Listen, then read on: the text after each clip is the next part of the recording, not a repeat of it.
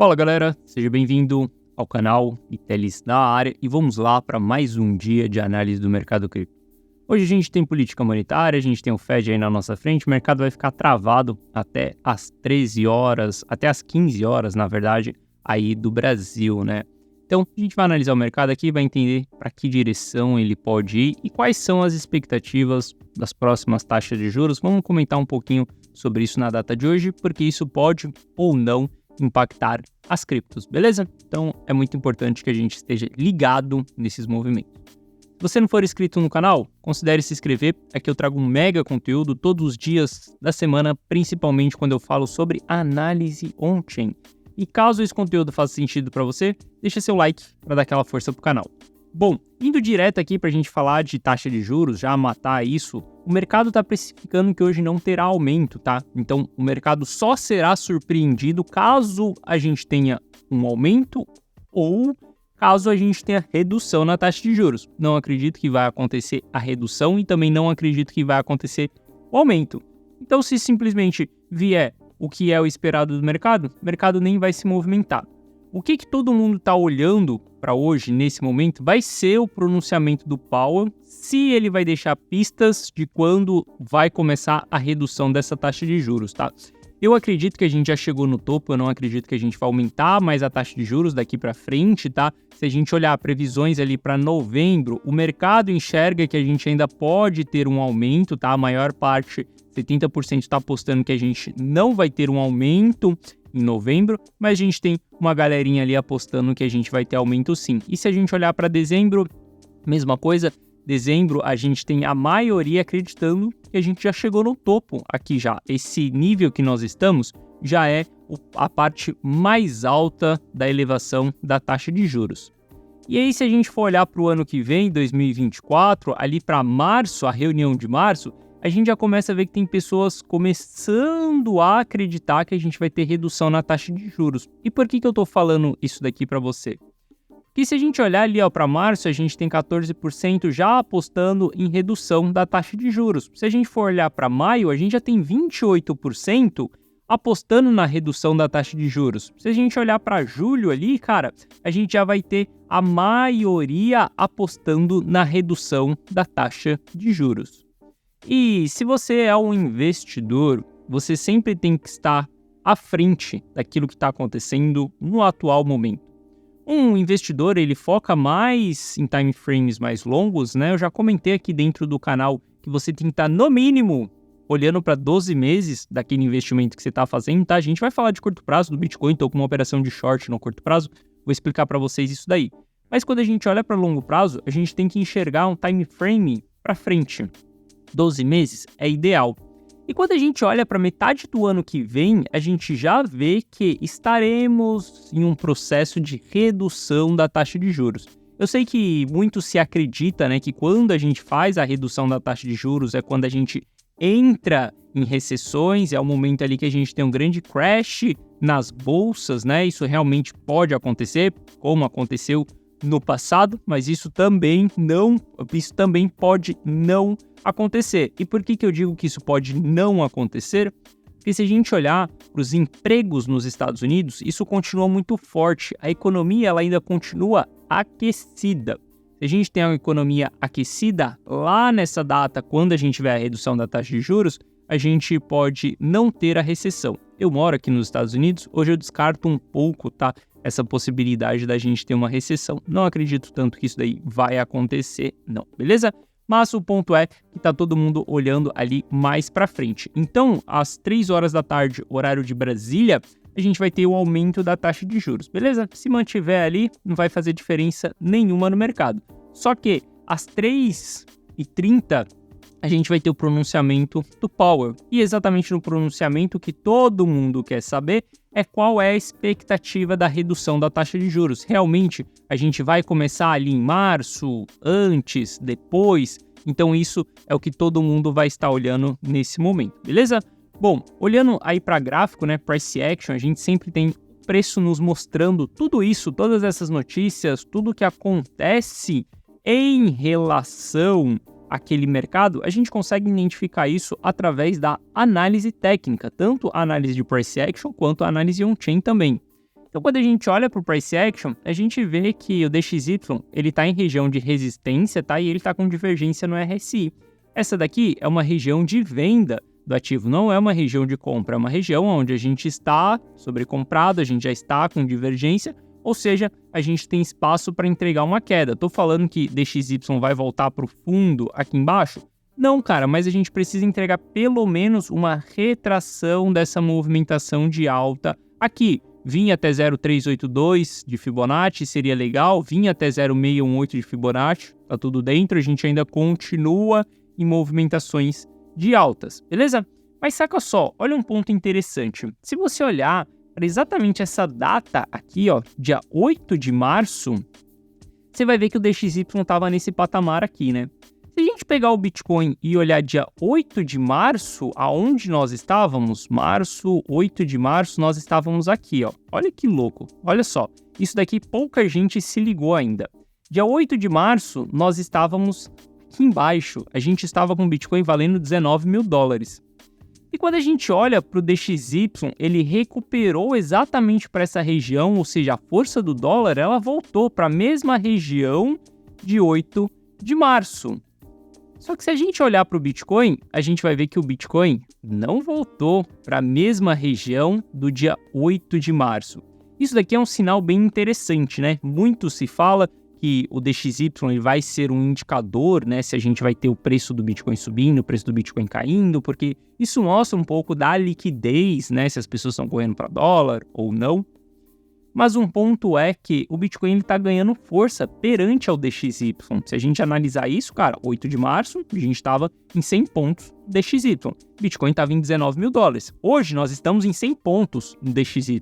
E Bitcoin está em 27 mil dólares. Ou seja, aconteceu algo nesse caminho aqui que trouxe confiança para os investidores criptos, para que as pessoas tomassem mais risco dentro do Bitcoin, beleza? Isso aqui é somente uma observação para vocês, porque é uma observação interessante da gente analisar e a gente vê que o DXY está ganhando força nesse momento, só que o Bitcoin está ganhando muito mais força do que o DXY, legal? Se a gente olhar aí para o Fear and Greed Index, a gente vai ver que estamos ali numa zona de medo, tá? Então isso daí é bom. A gente não chegou em uma fase eufórica ainda, lá em 2019 a gente chegou em uma fase eufórica, tá? Eu não acredito que nós estamos no topo de 2019, acredito que nós estamos num ciclo mais parecido com 2016, ali aonde a gente tinha um ciclo do mercado, aqui não vai ter todo o histórico, mas onde a gente tinha um ciclo do mercado subindo mais devagar e não com tanta violência quanto foi em 2019, tá? E nesse momento a gente está mais em uma região de fear. Não estamos em extreme fear, né? Um medo extremo, mas a gente está em uma região de medo. Isso daí é muito bom para o preço do ativo. Bom, vocês sabem da minha visão. Acredito que o ano a gente vai fechar em cima dessas duas linhas, entre essas duas linhas brancas aqui, mas meu ponto vai ser o curto prazo aqui com vocês. Ontem eu comentei com vocês que eu tinha uma operação de short aberta. Essa operação de short, ela ainda está aberta, tá? Por que ela ainda está aberta? Porque a gente teve divergência dentro do RSI. Eu ainda continuo apostando em queda do Bitcoin até mais ou menos a região ali dos 26.700, tá? Por que 26.700? Porque eu enxerguei exatamente a divergência nesse candle que nós tivemos aqui. Então eu vou buscar ali mais ou menos 26.700, mais ou menos 0,618 de Fibonacci desses dois candles aqui. Ontem eu abri a operação exatamente aqui nessa região e eu passei um calor lascado. Por que eu passei um calor?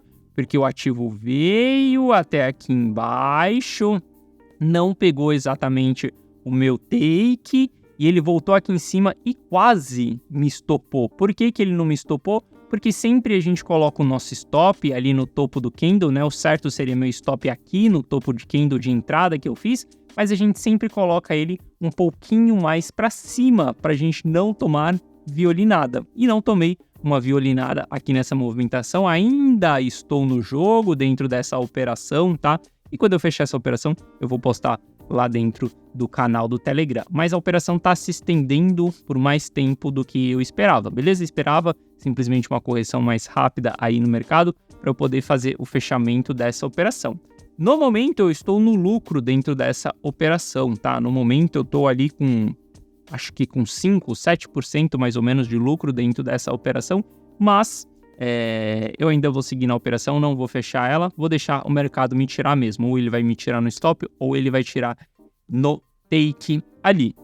Se a gente olhar para o book de ofertas, o book continua travado e deu uma pesada aqui, né, nas ordens de venda em cima dessa região aqui, ó. Veja que exatamente esse candle que quase me estopou.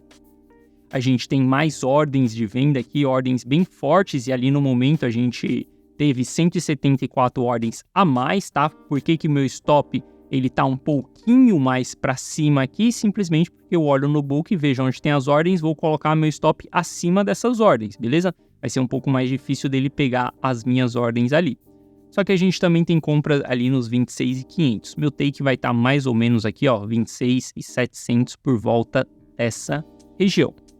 Lembrando vocês que no dia 2/10, aí a gente vai ter o nosso evento Jornada 10x, aonde eu vou te ensinar como elevar os seus ganhos à 10ª potência. Evento 100% online, 100% gratuito. Se você quiser participar, link na descrição para essa página aqui. Faz o seu cadastro com nome, e-mail e telefone de maneira correta, tá? Porque através desses dados é onde você vai receber o seu acesso para você assistir o evento. Não vai acontecer aqui dentro do YouTube, vai ser um evento na minha plataforma privada. Se quiser participar, link na descrição. 100% online, 100% gratuito. Beleza? Bom, dando um zoom out aí para entender um pouco mais do que está acontecendo por trás do preço do ativo. Olhando para o balanço das corretoras, veja que nesse momento a gente está tendo mais saídas do que entrada dentro das corretoras, tá? Isso daqui é sinais super positivos quando a gente pensa em médio e longo prazo. Médio prazo aí, para mim, a gente vai ficar preso dentro dessa região que eu falei com vocês ali do gráfico diário. Para mim, a gente vai ficar dentro das duas linhas brancas que nós temos aqui. Isso daqui é o médio prazo, tá? Quando a gente olha para longo prazo, cara, muito positivo, muito favorável construção de carteira dentro dessa região, beleza? Bom, se a gente olhar aqui, a gente vai ver que nos últimos dias, a nossa maior resistência e o nosso maior suporte, ele estava ali o suporte nos 25 e a maior resistência estava exatamente nos 29 mil dólares. Só que agora já está mudando um pouco. Bastante supply desceu aqui dos 30 mil dólares para os 27, zona dos arrependidos. Ontem eu falei com vocês sobre zona dos arrependidos.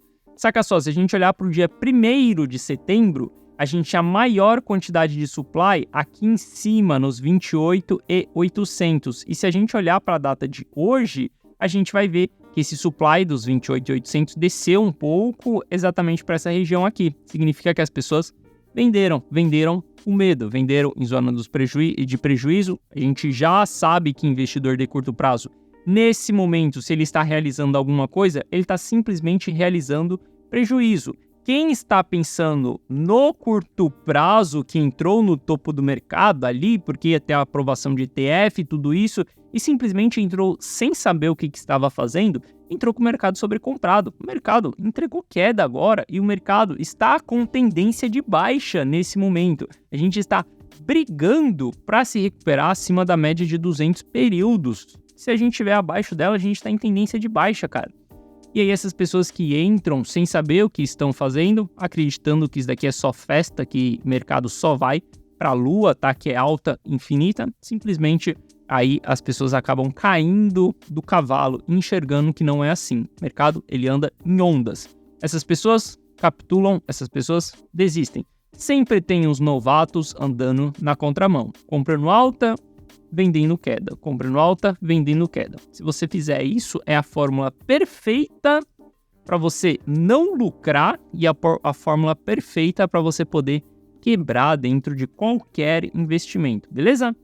Bom, se a gente olhar para o nosso Soper aqui, que é exatamente o indicador que vai mostrar como que está o nosso sentimento, também nesse momento a gente está com o Soper acima da nossa média. Se a gente está com Soper acima da nossa média, significa que o sentimento ele está mudando. A gente estava tendo realizações de prejuízo exatamente até dia 14 de setembro. Agora a gente começa a ter realizações de lucro, tá? Isso daqui é um sinal de que houve mudança no mindset dos investidores. A gente também tem que tomar cuidado com isso daqui, porque altas realizações de lucro, como essa na data de ontem, né? Hoje é dia 19, hoje é dia 20. Antes de ontem, a gente tem alta realização de lucro. Isso daqui é um perigo porque a gente pode simplesmente voltar e cair um pouquinho, tá? Então a gente tem que saber muito bem como olhar o Soper, como ler o Soper e como tomar a decisão em cima desse indicador. Ele vai nos mostrar transições de sentimento, ele vai nos mostrar o sentimento vigente e ele também vai nos mostrar se estamos em altas zonas de realização de prejuízo ou altas zonas de realização de lucro, assim a gente podendo tomar nossas decisões, beleza? Bom, espere um mercado mais apático até às 15 horas, horário de Brasília, ou melhor, até às 15h30, horário de Brasília, e depois disso daí pode esperar um pouquinho mais de volatilidade. Se, cara, não mudar nada no pronunciamento do Powell, continuar a mesma coisa, não vai ter volatilidade nenhuma. A gente vai continuar mais um dia sem movimentações, mais um dia aí apático no mercado, beleza? Grandes expectativas e nenhuma movimentação. Então é isso, tamo junto, forte abraço, e se você gostou, deixa seu like e se inscreve aí no canal. Lembrando, jornada 10x, dia 2 de outubro, às 20 horas, horário de Brasília, beleza? Forte abraço e valeu!